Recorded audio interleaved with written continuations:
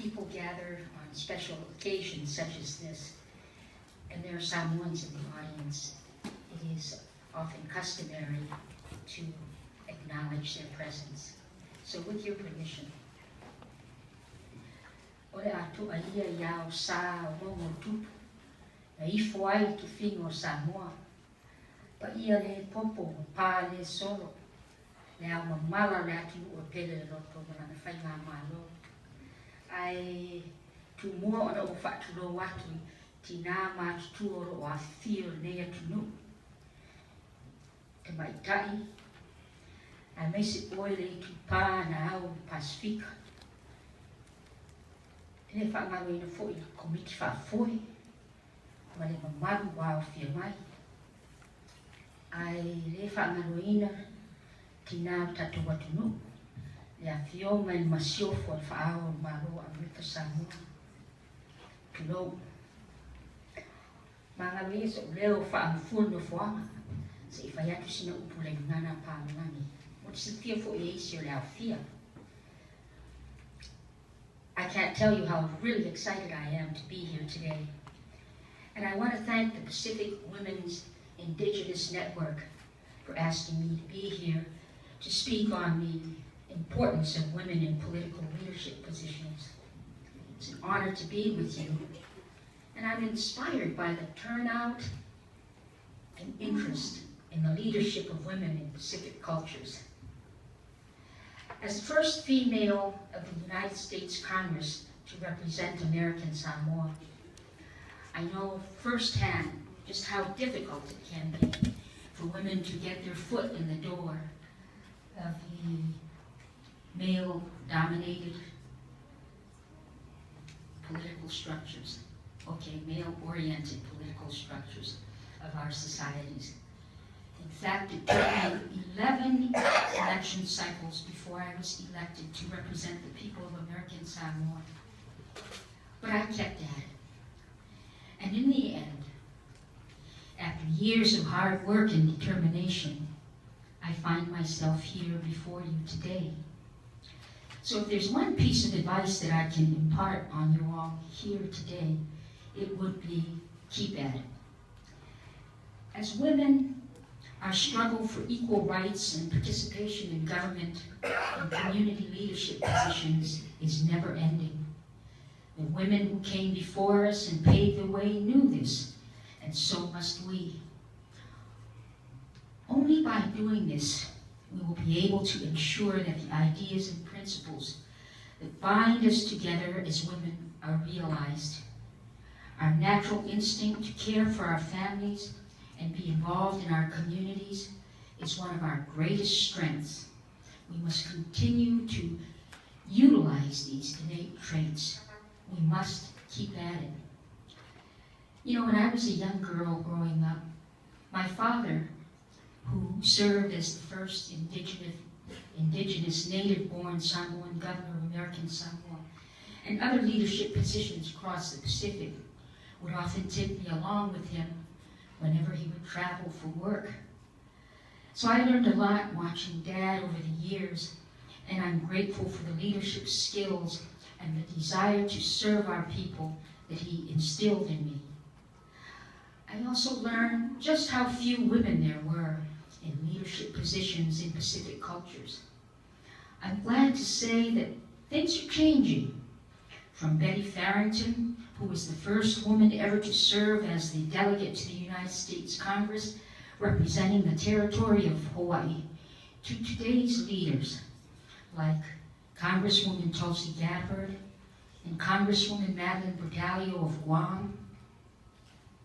Women are making their mark in service to their communities. Currently, a record 108 women, 20% of the total membership, serve in the 114th Congress as of January 2015, 7 more than at the beginning of the 113th Congress. Of the 88 women in the House, 65 are Democrats, including 5 of the territorial delegates, and 23 are Republicans, which includes me. Of the 20 women in the United States Senate, 14 are Democrats and 6 are Republicans. While this is a welcome increase, it's clear to see that the proportion of women serving in Congress is extremely disproportionate to that of the general population. Similarly, currently there are only 24 female CEOs of Fortune 500 companies. That means less than 5% of them are women. We must keep at it. We must persist. On a side note, I'm also proud to say that a record 14 members of the 114th Congress, 2.6% of the total membership, and one more than at the beginning of the 113th Congress, are of Asian, South Asian, or Pacific Islander ancestry.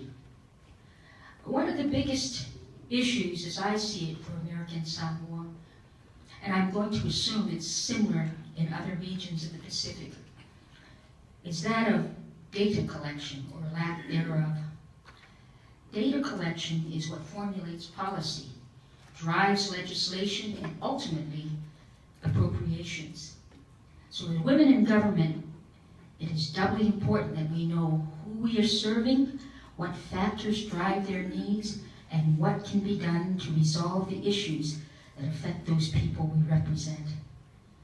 Data collection can also tell us what we as women leaders are doing and how we can better influence policy so that our ideals as women can be realized.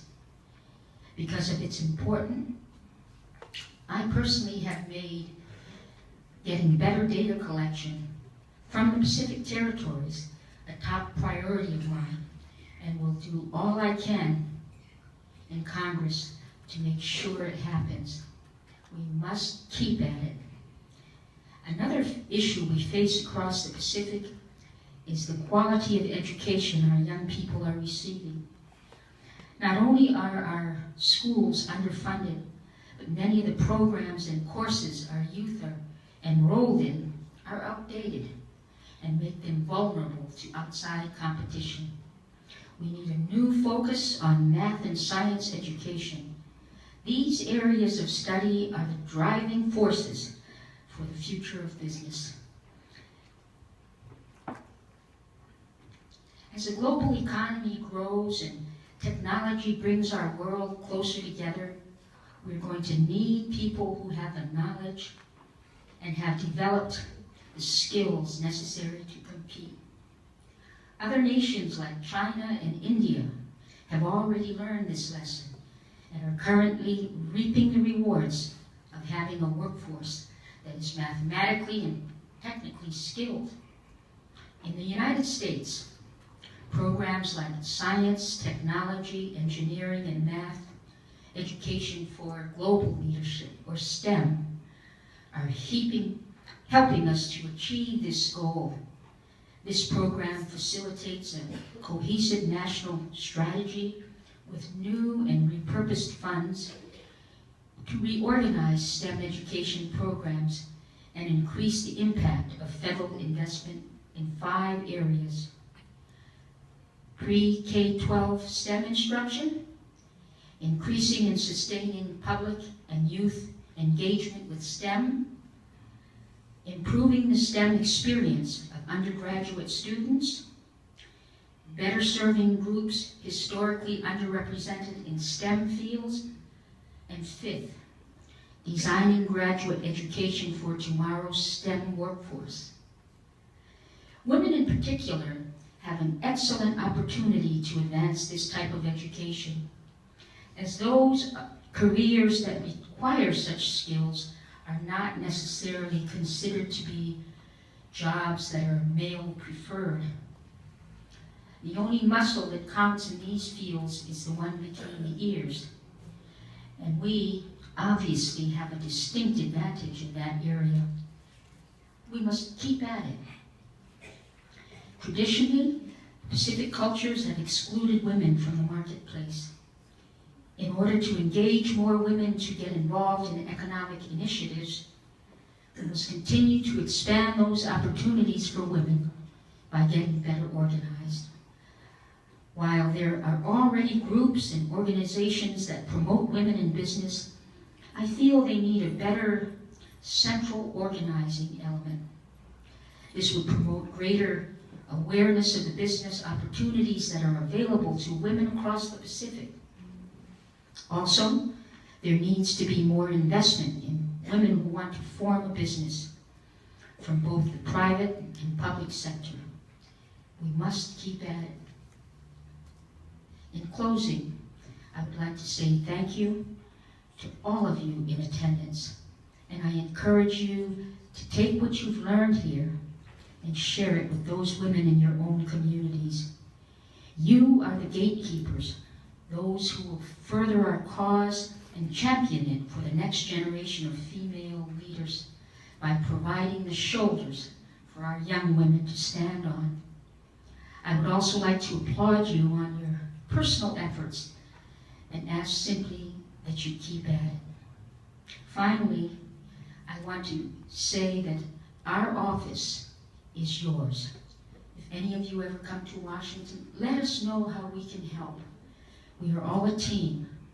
And by the way, my Chief of Staff, retired Colonel Leafaina Tavai is with us today. And Ina, where are you? Right here. And